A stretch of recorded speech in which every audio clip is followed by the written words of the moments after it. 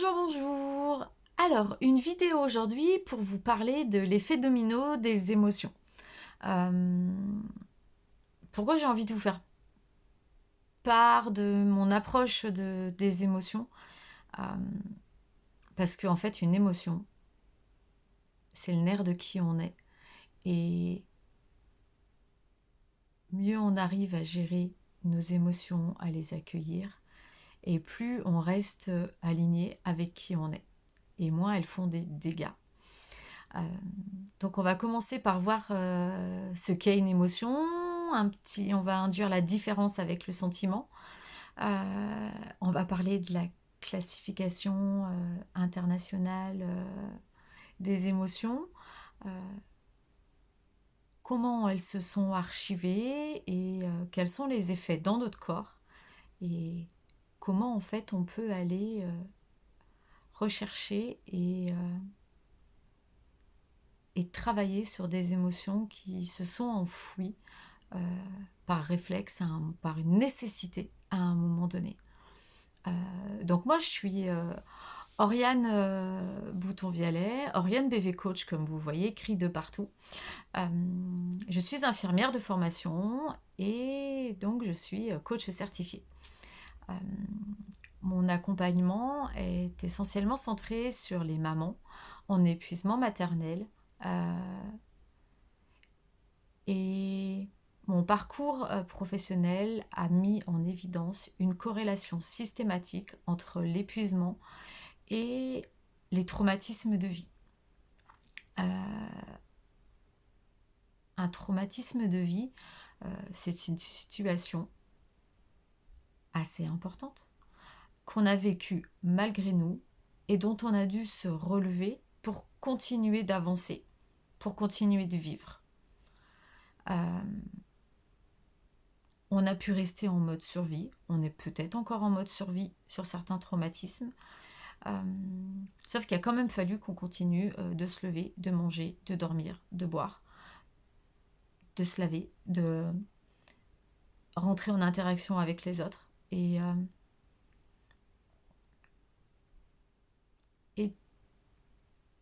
tout ça, en fait, c'est en corrélation avec l'intensité des émotions qui ont été ressenties. Qu'est-ce qu'une émotion? Donc une émotion, c'est une réaction physiologique et physique face à cette situation. Euh, C'est-à-dire que ça va être systématiquement une réaction interne qui va induire une réaction extérieure. Et en fonction de l'intensité de l'émotion, la réaction extérieure sera plus ou moins forte, plus ou moins visible et plus ou moins maîtrisée.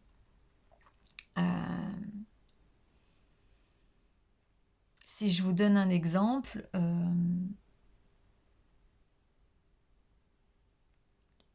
si on parle...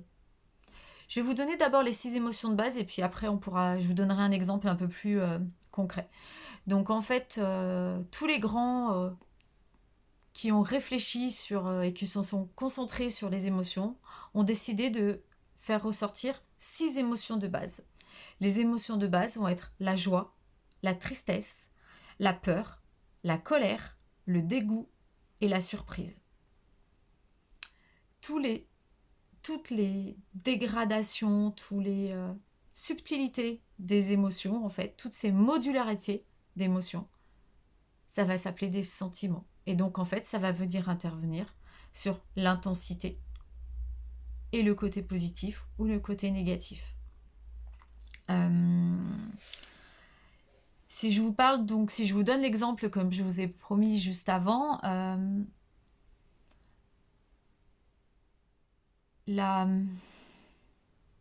quel exemple je vous donne? C'est une bonne question. Si on parle de la colère ne va pas induire la même réaction face à un verre d'eau renversé que face à quelqu'un qui vient volontairement vous abîmer quelque chose que vous venez de produire et auquel vous tenez. Les deux seront la colère. Par contre, votre intensité de réaction ne sera pas la même et les mouvements induits par cette situation ne seront, et par donc cette émotion induite ne seront pas les mêmes non plus. L'un, vous allez juste pouvoir peut-être rouspéter, tu pourrais faire attention, et de l'autre, vous pouvez avoir juste envie d'aller secouer l'autre, d'aller faire un passage à l'acte, de le taper, de crier, d'extérioriser cette émotion qui est trop puissante pour rester à l'intérieur, qui ne peut pas être contenue à l'instant T. Donc la gestion des émotions, ça va aussi être d'apprendre à accueillir toutes ces émotions pour qu'elles fassent pour qu'on reste en phase avec qui on est et qu'elles ne nous fassent pas déborder dans des actions ou dans des propos, parce que les mots qu'on va émettre face à une émotion, c'est une réaction physique. Donc induite par une émotion. Pour que tout ça reste maîtrisé. On a tous entendu des gens qui, au fil, moi la première, ça m'est arrivé, d'avoir des mots qui dépassent nos pensées dans une situation. Parce que la colère ou la peur est allée prendre la main dessus. Toutes ces émotions, toutes ces situations qui ont induit les émotions, toutes au fil de notre vie, sont gardées en mémoire. La seule chose, c'est que les dossiers sont plus ou moins rapprochés, plus ou moins archivés, plus ou moins facilement mobilisables. Et il y en a d'autres qui sont bien perdus au fin fond parce qu'en fait, il n'y a aucun intérêt à ce que ça reste en accès immédiat. Ce que ça implique, quand je vous ai parlé de la réaction physiologique et physique, c'est qu'en fait, notre corps a gardé systématiquement une mémoire réactionnelle à l'intensité de l'émotion. Jusque-là, vous me suivez ? C'est-à-dire que les deux sont en mémoire dans notre corps. Les deux ont des conséquences. Et si on prend en fait un terrain plat, le souvenir de l'émotion peut avoir laissé un chemin, une rigole, un sillon un peu plus profond, une tranchée ou même carrément un gouffre en fonction de l'intensité de l'émotion et de la réaction corporelle qu'on a eue. Soit on a pu reboucher correctement comme il faut le trou, on a pu être accompagné, on a pu nous réussir à l'extérioriser et donc à atténuer l'intensité de l'émotion pour la relativiser et donc du coup pouvoir continuer d'avancer. Soit en fait c'est quelque chose qui était tellement profond ou tellement fort que notre seule solution, ça a été de mettre une planche en travers du gouffre de la tranchée pour pouvoir passer de l'autre côté et continuer d'avancer, soit en mode survie, soit et tout doucement rebasculer en mode vie, parce que la vie continue. Et le travail en fait d'accueillir ces émotions, d'écouter ces émotions, ça va aussi être d'aller écouter son corps. Le corps garde des messages, puisqu'il garde les souvenirs lui aussi des émotions. Et il peut avoir gardé des plaies et pas que des cicatrices des émotions. Et donc en fait, accompagner à écouter son corps, à l'accueillir, voire même à l'interroger en fonction de divers protocoles, ça va être lui permettre d'aller extérioriser ces émotions qui sont encore en très forte intensité, en très forte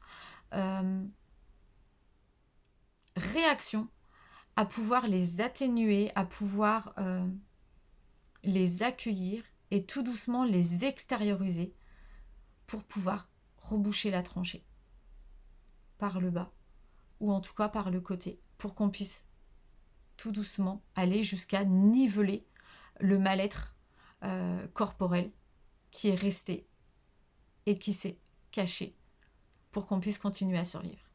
Et ce travail de cicatrisation, si on part dans une autre métaphore, ou de rebouchage de trous en fait, de chemins, de trous créés par les émotions, ça va nous permettre de rester et de redevenir la personne que vraiment on aspire à être et que de temps en temps, certains réflexes viennent nous empêcher d'être. Certaines attitudes, certaines postures viennent nous perturber et on n'est même pas tout le temps conscient de certains faits et de certaines de nos actions qui induisent des fois du mal-être en face, qui ne nous permettent pas que le message qu'on émet puisse être réceptionné de la bonne manière par la personne d'en face. Et donc du coup, on se retrouve avec des situations où on n'est pas en phase. Et pour se retrouver à rester en phase dans les communications, dans nos relations à l'autre, ça va vraiment être d'aller travailler sur notre accueil des émotions, sur notre acceptation, sur se pardonner d'avoir des intensités qui ne nous correspondent pas, sur avoir des mauvais réflexes à certains moments.